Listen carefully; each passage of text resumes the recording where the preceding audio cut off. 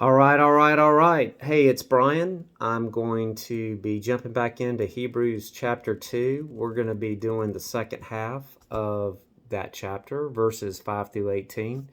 If you have, and I hope you do, your Beyond Suffering Bible, we're going to be on page 1401. 1401. So we're going to do a quick review, very brief review of session 1 that we did last week. We were only covered 4 verses, but they were important verses. And I'm going to ask for a 5-letter word that starts with the letter D. And I'm going to read the definition. Making a bad decision that keeps us from following Christ. It's a distraction. Who wants to define the word? You that are 3 down, 4 over on the second page. Nailed it. Got it. Good job. That the word's drift. 5-letter word starts with D. Drift is not good. It distracts us from Christ. And how do we avoid drift? We do it by being focused. We do it by being attentive. We don't care about our phones. We don't care about the chirps and blurps and everything that comes from our devices. Being attentive, being present, that's how we can avoid drifting in all that we do. Verses 5 through 18. Let's jump into it. I am going to take a brief break in the middle. We're talking about Jesus the man. And furthermore, it is not angels who will control the future world that we are talking about. For in one place the scriptures say, "What are mere mortals that you should think about them, or the Son of Man that you should care for him? Yet for a little while you made them little lower than the angels, and crowned them with glory and honor. You gave them all authority over all things." Now, when it says all things, it means that nothing is left out. But we have not yet seen all things put under their authority. What we do see is Jesus, who for a little while was given a position a little lower than the angels, and because he suffered death for us, he is now crowned with glory and honor. Yes, by God's grace, Jesus tasted death for everyone. God, for whom and through whom everything was made, chose to bring many children into glory. And it was only right that he should make Jesus, through his suffering, a perfect leader, fit to bring them into their salvation.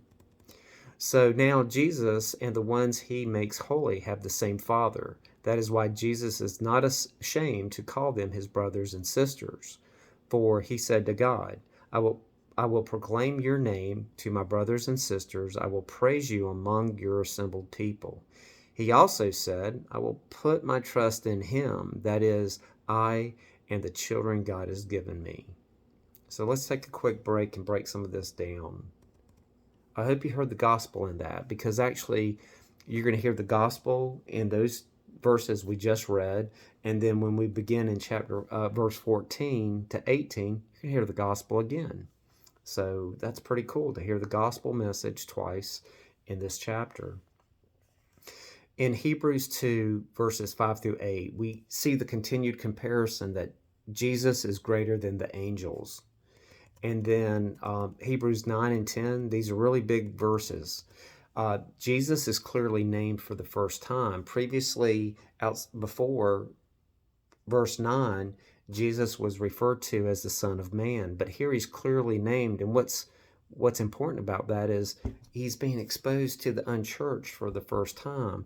Remember, Hebrews was written for the Jewish Christians, so they would have known based on their religious studies, but here it's being broadcasted for everyone, the churched and the unchurched. And so that indicates a tone change, and it'll carry forward as we continue. I'm going to read verse 9 of chapter 2 one more time. What we do see is Jesus, for a little while, he was given a position a little lower than the angels. And because he suffered death for us, he is now crowned with glory and honor. Yes, by God's grace, Jesus tasted death for everyone. So Jesus right there, broadcast out, directly referenced. It's a beautiful thing. In Hebrews verse chapter 2, verse 10, God's perfect plan to restore our ability to be in relationship with him is revealed again. I'm going to read that as well. God, for whom and through whom everything was made, chose to bring many children to glory. That's you and I. And it was only right that he should make Jesus, through his suffering, a perfect leader, fit to bring them into their salvation. Did you hear it there? That's the gospel. Chapter 2, verses 11 through 13. Again, he's going back to the Psalms here, and the Bible's one continuous story. We're hearing Old Testament promises fulfilled. It's referenced in the Psalm about his greatness, and that is why the author of Hebrews is introducing that. He wants you to connect all the dots. The Bible, one continuous story. I'm going to go ahead and read now the verses 14 through 18 of chapter 2. Because God's children are human beings made of flesh and blood, the Son also became flesh and blood. For only as a human being could he die, and only by dying could he break the power of the devil, who had the power of death. Only in this way could he set free all those who had lived their lives as slaves to the fear of dying. We also know that the Son did not come to help the angels. He came to help the descendants of Abraham. Therefore, it was necessary for him to be made in every respect like us, his brothers and sisters, so that he could be our merciful and faithful high priest before God. Then he could offer a sacrifice that would take away the sins of the people. Since he himself had gone through suffering and testing, he is able to help us when we are being tested. Did you hear the gospel there? I sure hope so. So let's break this down a little bit more. Hebrews chapter 2, verses 14 through 15. God has broken stinkpot Satan's power over us by Jesus' resurrection and defeat of death.